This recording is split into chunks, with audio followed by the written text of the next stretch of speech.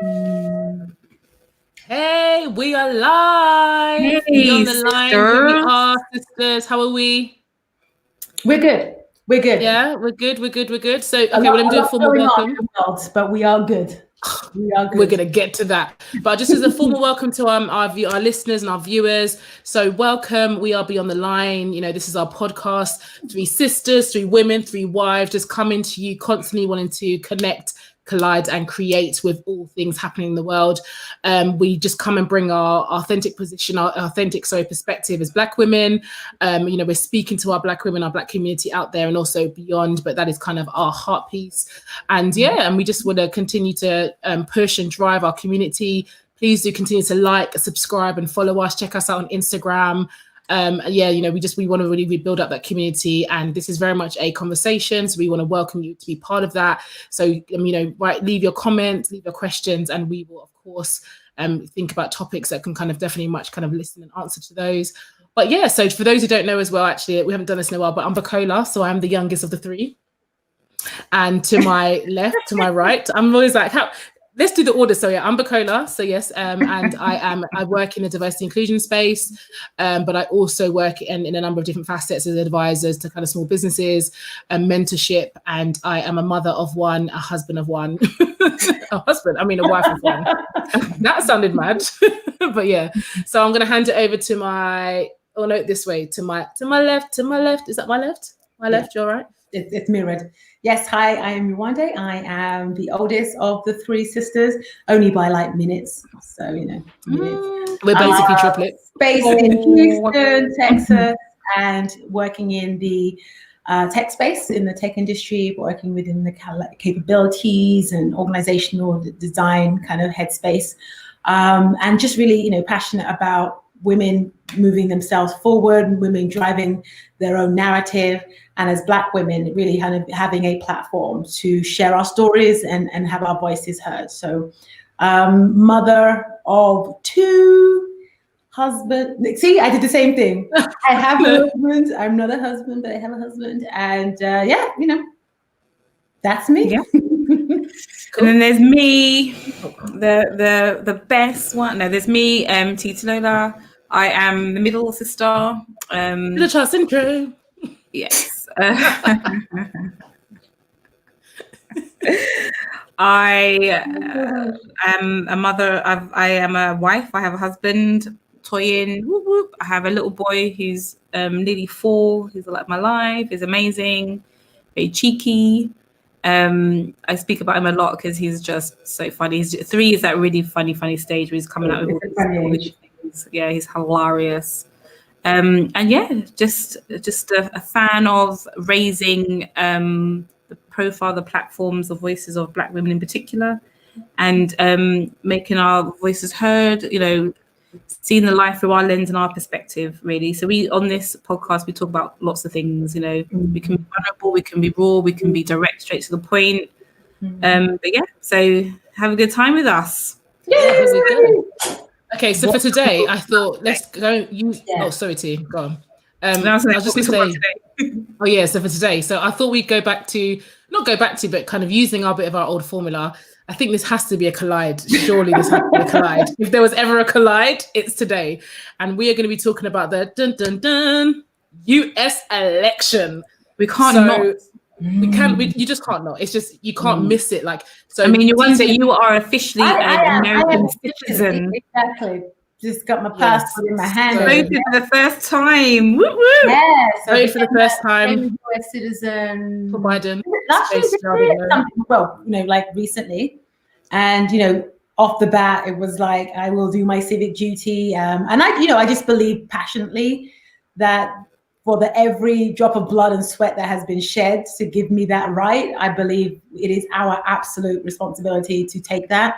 And shame on any of us that sits back and doesn't exercise their voice. So obviously this year has been this election has been a particularly polarizing and very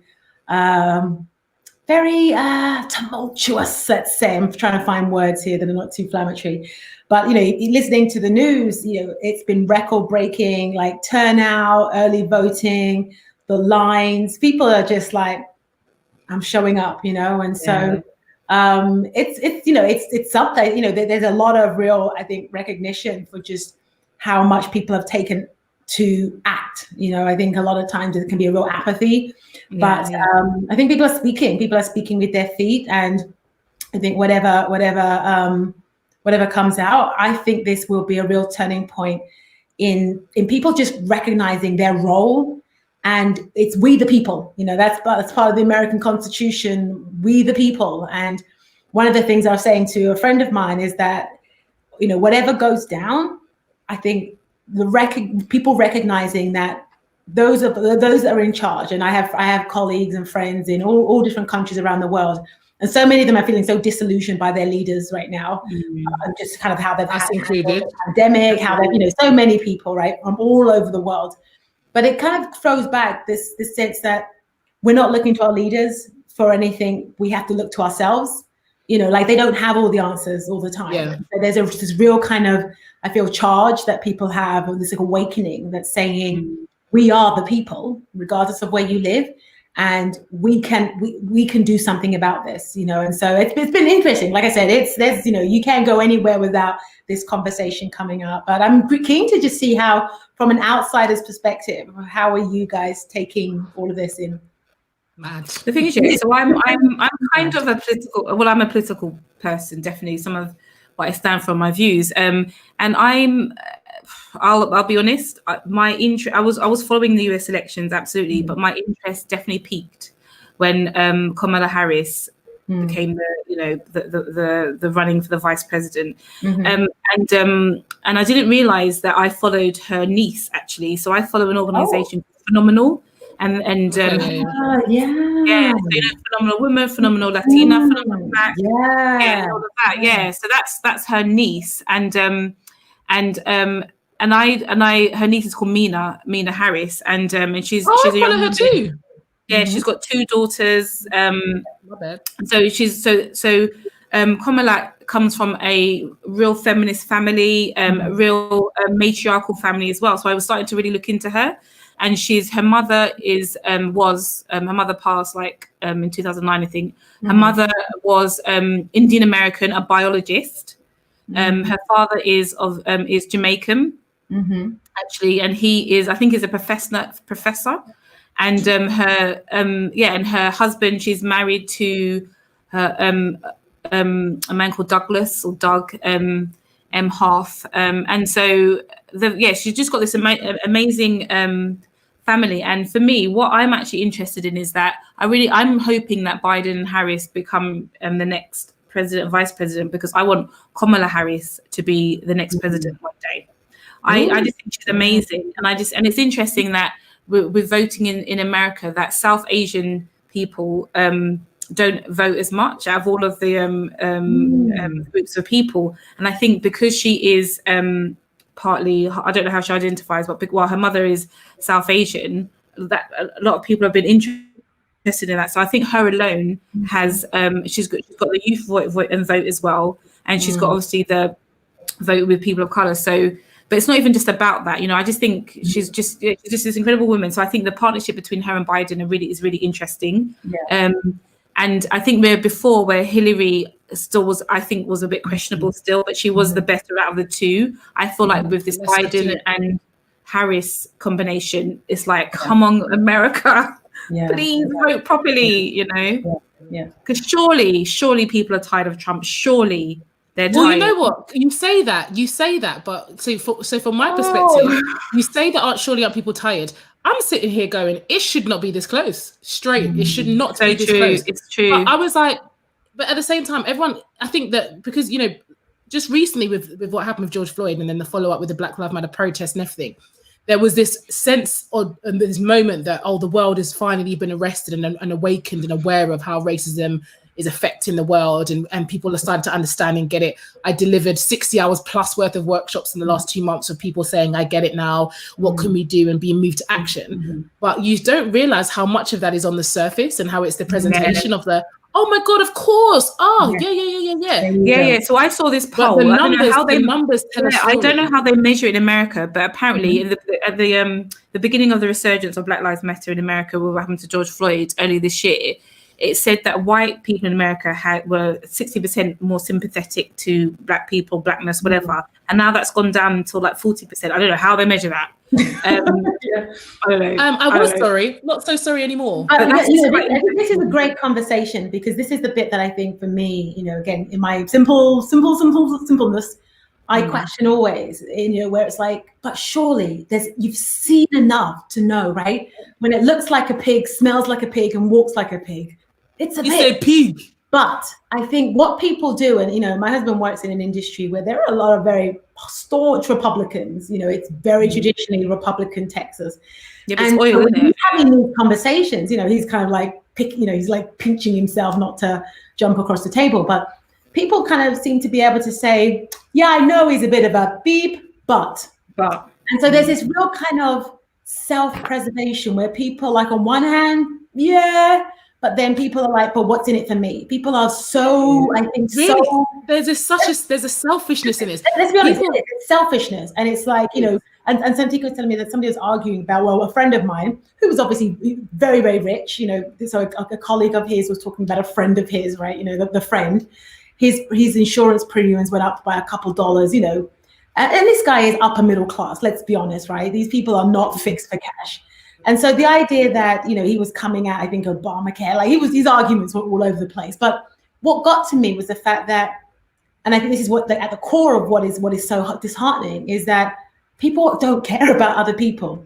It's like, okay, here is a move, here is a group of people that are concerned about this president's attitude, opinion towards a whole entire races, plural, of people. And so it's like, yeah, I know he's a this, but for my self-interest, to keep a couple bucks in my purse, I will go with that a-hole.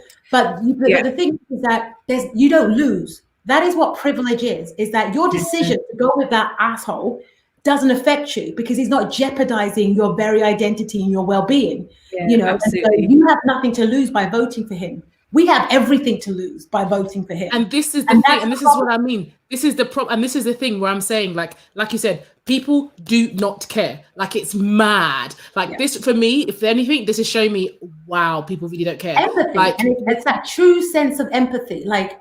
Yeah, but that's reflected in the UK as well. So before you cut in, so me and Books were chatting on the phone earlier today, and I think there's two, and this is going to be controversial, and this is to my ignorance too. Let me just caveat it, but this is how I feel, right? This is what I'm just seeing. There's two types of people that you're saying that don't care. So yeah, you've got the kind of rich or middle class, upper middle class that doesn't affect, but then you've got these staunch Trump supporters who are, sorry to say, but they are from a lower socioeconomic background. A lot of them are the Americans that don't have passports, and these are the ones that are storming the places going, stop the count. And I'm just like, Trump does not care about you. Please know, Mr. Hillbilly, Trump does not care about you. While you're there with your MAGA hats and your whatever, and the whole, while he's saying our jobs crap. He doesn't care about you. Exactly. When he says "Make America Great Again," he's just like, I'm talking about me and my boys. Exactly. You don't mean Billy Bob. Yeah. You don't mean you, Billy Bob. No, he doesn't. And the thing is, but it's so interesting. On ignorance. He's banking on ignorance. Absolutely. But that's his whole campaign. This is his whole campaign. But also, again, just to bring in a bit of a UK perspective, it's very similar. So because often and this is why conversations about privilege are so interesting, because people view privilege as a sense of, oh, I'm not privileged because I'm working class or lower social or something like that. However, they don't realize their privilege of being white blinds them to a lot of things in a way that they're like absolutely just unrelenting to support something like Boris Johnson because again, Boris Johnson, Donald Trump, everyone wants to cuss them. They were voted in.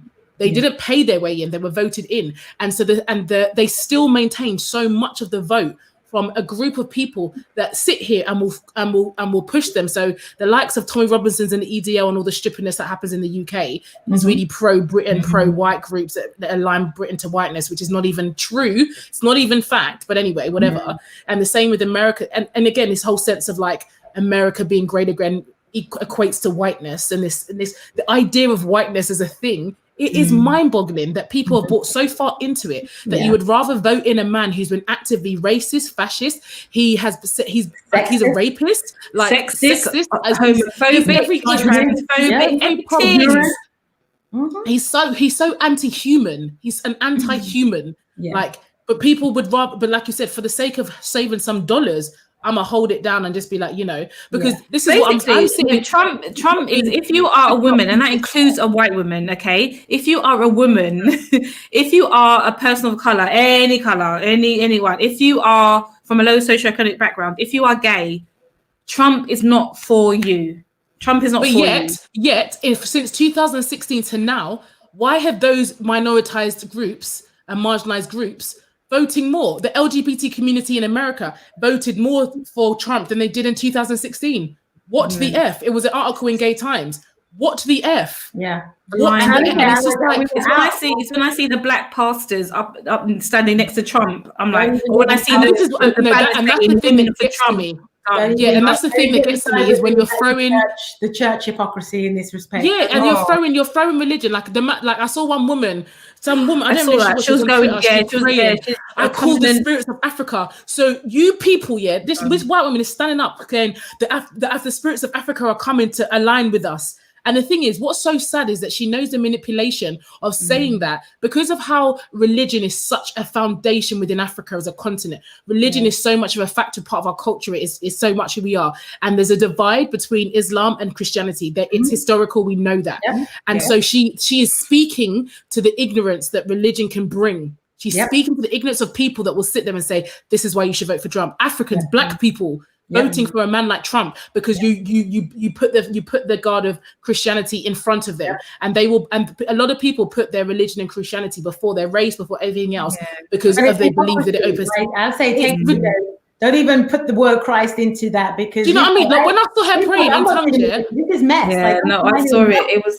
I said, what African spirit is coming for you? I said, be careful, Don't be calling it African spirit, because be careful, these things, don't play with that stuff. Hey, the way she was just saying the African spirits are here, I'm like, be careful, auntie, you don't know.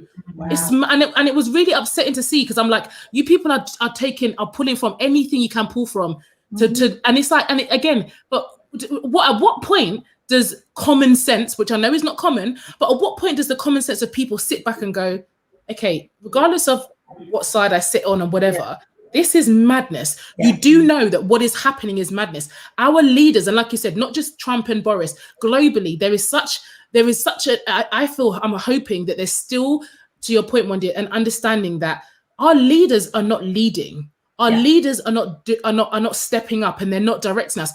We, the people, more than ever before, even when this election is over, we the people still needs to be the message. We still have to push and keep fighting for change, because if we sit back and wait for our leaders, like look what's happened in Nigeria with the SARS situation. But you know what, it is going to be the younger generation, let's face it, right? So again, which is brilliant. A lot more young people have voted in America this year, so that's good. That does keep on going up. I do think it is, because unfortunately, obviously, there's so many people did die in Nigeria, but it's the young generation that's like going, hang on, no. Why are we giving a pass? Yes, the younger generation have a place, but I'm not giving a pass to, No, absolutely not. No. But that's my point. Is that we need to fix up, because the younger generation are like going, hang on, no, I've had enough. What is going to be left for me in how many years' time? I was talking to you earlier, isn't it? So Josiah will be 18 in 15, 14, 15 years time. When he's of voting age, what's the country going to look like? What can we do now while we still have voting privileges? And it's a privilege to vote. We weren't always obviously able to. So it's annoying when people are going, I'm not going to vote. What's the point? I can't talk to you. There is, but all of that though. But all of that narrative, those lies that have been perpetuated over time. To I hear more older people say that. I hear more older people say, "What's the point in voting?" No, but this is what I'm saying. But that's what I'm saying. It's like we don't get to kind of if we leave everything to Gen Z, like we can't let down our children. We cannot let down the young people by going, well, it's on them. We'll just live like our time has passed. I have still got a good 60 years at least by God's grace on this earth. Those 60 years, I have an opportunity to do something with them. And I think that more than ever before, that's what we need to be impassioned by. If Black Lives Matter didn't tell you anything, if Pride, if whatever it is you can attach yourself to, all of these movements and moments have not shown you the power of people, then nothing will. And that's what I'm saying. I'm like, guys, we know that there is power in collective voice. Yes. The biggest thing that the way that they win is when we lean out, we become defeatist, and we say, "Oh well." Yes. And I'm like, yes, we get tired, and yes, we get weary. That won't happen. I continue to keep going because for me, like I said, again, the question we always ask, what is our whys? And we've said this. What are our whys? Like going back to the fundamentals of like, how do you function as a human being? I'm like, be rooted in your why, be rooted in your purpose to know why the F you need to go left, right, up and down. For different people, be different things. My why, thank God, is rooted in Christ. It's rooted in my family. I have that foundational point of view. For other people, it's other things. Whatever it is, be rooted in that, because even if the vote goes your way and we see a Biden-Harris presidency, we still have the work to do. We don't get to sit back at any point because people are mad. People will still do stupid things. And and the sad thing is, the backlash that will come off of whatever the way this goes, the backlash is going to happen. There's going to be things coming out of this, because one thing is I keep talking to these conversations is that the way the world is turning and the way that leadership is behaving, they are really reinforcing a collective bias and prejudice towards certain groups, and it's enabling a lot of people. That's why there's been so many hate groups that have just been I've been speaking with their chest, just coming out saying I don't support this, I don't support that. And this is why I think it's time. If there's no other reason, is this like we've permitted this. And my thing is that if we set this as a precedent, you open the doors to any kind of bigoted asshole to come in and say, honestly, and say what they like. As long as I get the job done, don't watch my character, don't watch don't watch what I've done. I'm talking, we're opening the door to people that live in ways that are just, like awful, right? Like there's no moral character that says, you know what, you have to be a good person. Let's when do we stop be better our leaders to a higher level? Like I think about leadership development and training that we do in our company. We call middle managers to a higher level of character and moral accountability. We have done our own president. Hell, we call our kids to a higher level of moral character than what the president held to. So for me, I'm like, are we ready to open that can of worms and truly usher in any kind of, because that's what you're saying, that's what you're allowing. And as I said, it's that moment of when it's like, how do we get to a place of compassion where people give a damn about other people but beyond themselves? And it's sad because I see moments of it. There are moments of such empathy and just human like joy that exists in the world, but en masse, it's like, why doesn't that always equate? Like, I believe people give a damn. I've seen amazing examples of that, but that when we look collectively and say, oh, this person is ready to hurt and marginalize a whole entire group of people, I can turn a blind eye because, it's mad. It's mad. We cannot lose our humanity. Like, we just can't lose our humanity. Let's not get to a point where we evolve past our own humanity, where we see somebody dying on the street and we go, well, that is a worrying state. That's what we see. The thing is, people being nailed on the chest saying I can't breathe, and we're getting out our camera phones. And the thing is as well, because the thing about the pandemic that I think really plays a part in this is that one thing that's so negative about the lockdown and pandemic. So in London, we're back in lockdown. In the UK, so we're back in lockdown. But one of that can really stop you from it and become. You can almost desensitize because you're not seeing things and you're living in this tech world where we're on screen and and because everything's filtered by your interest. So in a way, you can almost become in this little incubus of just like la la la la and not realize. And I think that's what's so dangerous about what's happening, because I'm like, if you weren't triggered by racism, if you're not triggered by all these other things, this pandemic and the way that our leaders have behaved terribly around it, people have been dying unnecessarily. If that hasn't moved you, a lot of it's because people are just in their own worlds, in their houses, and just doing their own thing.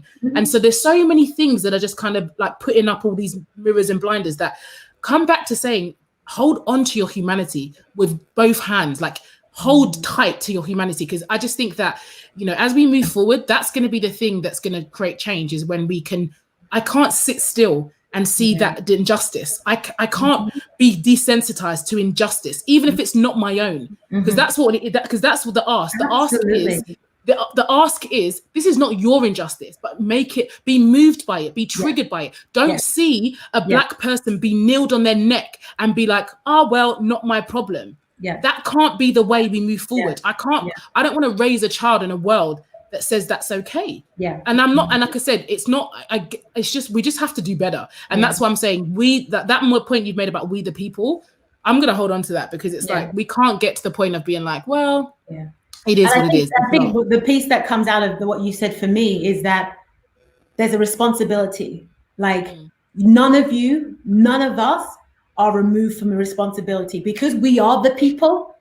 This isn't somebody else's problem. Like, I just believe that, you know, whatever you believe, but you will be accountable for what you did, because by virtue of being alive, by virtue of existing, of having breath, you have a responsibility. And if you choose with your responsibility to walk away, then I think you have to answer to yourself. You have to answer to you. Have you know what? I remember someone told me at when the Black Lives Matter resurged in the UK, I was speaking to somebody, and I think it was from a book. I can't remember, but someone was like saying that white people, you know, they can exist in a world where they don't have to interact with black people, but we it's Robin Angelo, her white fragility message. But we do need to. So going to your point about, you know, humanity, and it should be everybody's. But if you exist in a world, and I have come across those people that I may have been. There was actually I mean, this was some years ago, but at university, she lived in a rural part of Wales, whatever. I mean, she hadn't even used a microwave before. But I was the first black person that she had ever come across that I was, you know, bar TV or radio, and I was a unicorn to her. I was such an anomaly. And then when she's looking at there's a lot of South Asian people at my uni, and she was just like, oh my God, this is too much. And it was really overwhelmed her that all of these brown faces were coming towards her. But I know I've worked in places where I'm absolutely the only black person that you connect with in a day, and that's because of work. But when you go home and in your social life or whatever, if I didn't work at this job being the only black person, you wouldn't come across any black people. So when you are seeing a man being his breath taken away on a video or whatever, people are so like, well, they can't connect with that because they don't even have black people on their road. Why does it have to be because I'm black? Isn't it because you're a human being? No, that's what I know. It should be. Absolutely, of course it should be. But like, it's not. And that, for me, that is the biggest weapon that racism has been. Is that we are so. And again, not to digress, and we're getting past this, and we will wrap this soon because of time, and we will. There's so much. But you know what it is about race, though. Can I just say? I know we were talking about Trump, but it is. But it is. But there's the thing. The powerful thing about race and racism is that, and the biggest weapon that created was that it's taken. It's continued to live and breathe as a way to divide people, as a way to give rationale to that. Well, you're not the same as me, and we're not. It's a lie. Like, the falsehood of race is so strong, even to that in 2020. People keep talking about, oh, how do we get rid of racism? When we get rid of race, when we actually get rid of the idea of race, when we stop, even as and that's a construct that white people constructed those. So. But also, yes, it's a construct, but also it's a hard thing for black people and people of color to disattach themselves from, because we own it now. We own it. Yeah, of course, we own it. Even the term black. I mean, that was not our word. Exactly. But if I was to say to somebody like to let go of their blackness, that would be like, excuse me, what do you mean? Because it's so much in fundamental who we are. But actually, if we can evolve past race and we get rid of race, that's how you get rid of racism. You can't get rid of racism if you want to think about our own lives. I know we were much younger, but we only heard of the term black and white when we moved back to London. Like, we existed in a world where we were people, and I don't know, we were very young, but we existed in a world, we were just people, and in terms of color, it might be brown, or you look peach and whatever. Children. But we didn't know. I never used the term black until I came to London. Until we moved back to London, and then obviously that completely changes you. But I do feel like more and more though, people are, because language is such a huge thing, and in the UK, especially more south, but I think it is going across the UK. There's there's lots of movements in the change of language, and especially when it comes to race and from groups that are minoritized. And like, there's this huge movement called like BAME over, because the UK whatever uses the term Black, Asian, minority, ethnic, and it's like nah, or BAME, which is the worst. And a lot of people are like trying to disassociate themselves with even the term black. It's like I prefer to say from the African diaspora or whatever. And I'm seeing that a lot more, because it's like we are using the language South Asian. You know, we say Black and Asian. Asian is a continent, obviously, and it's a culture, but Black isn't. And so some people are going, no, let's get rid of the term Black, full stop. Let's say, African Caribbean diaspora, or however. I had no people that would even say I'm melanated. They don't even say the term. Whatever you want to call it. So we're moving away. So that's been quite a lot on how you identify, but not even just self-identity, because of course we can self-identify, but what's on forms, you know, what are some of the policies and stuff around language and how we identify ourselves, just to put people first, just to bring back the humanity actually, and take away the borders and the constructs of race and of what we say. And it's like, actually, by using even different language, we're humanizing, you know, because when we normally will say people and we'll say Black people, or people and we say, so that people means white, means mainstream, means normal, means acceptable, means whatever, then anything other than that is othered and whatever. So that was a bit of a tangent, but it's, for me, it's all about that, and bring it back to putting, if we put the human being first, then hopefully when you do see somebody on the floor bleeding because of whatever, you stop and think, oh, let me help that person, rather than that's not my problem. You know, it starts from so many things. It does, man. It's a big thing. Well, again, I knew this would be an interesting one, and like I said, we can't have this conversation without bringing up, you know, we could have gone into so many different areas, obviously race. I was going to talk about how the US election affects the UK by talking about like trade and like, it does affect us, of course it does. Nah, let's be real. Let's talk about our people. But no, there's a whole article about chlorinated chickens. Okay, bye. Stop. But let's wrap. That's mad. Let's wrap because we're 31 and we don't want to take more time. But there's so many different ways that we always knew this conversation was going to take us out here. Obviously, you know, we don't know the results of the kind of vote as of yet. This counts are still happening. You know, we're hoping for good news, and you know, hopefully that by the next time you hear us and hear from us, we will have some positive energy to at least background to this conversation, or otherwise we'll be in mourning. So we'll see. We're gonna be celebrating. We're gonna be celebrating. We are, exactly. Americans, come on, do this. We have faith. Yeah. We have faith. All right, y'all. Thank you for the combo. I will catch up with you guys later. Okay, cool. Bye, Take guys. care, everyone. Be safe. Wash your hands.